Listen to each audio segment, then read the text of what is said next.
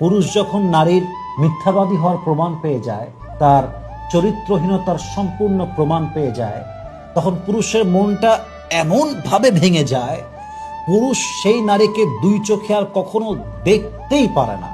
পুরুষের সামনে আপনি ইয়াতিম মেয়ে আনেন, পুরুষ অ্যাকসেপ্ট করবে কোনো প্রকার কোনো অবজেকশন ছাড়া। পুরুষকে আপনি একজন ডিভোর্সি মেয়ে এনে দেন, পুরুষ বিয়ে করবে উইথাউট কমপ্লেইন, কোনো অভিযোগ ছাড়া। পুরুষ ডিভোর্সি মেয়েকে বিয়ে করতে পারে, তার সঙ্গে সংসার করতে পারে।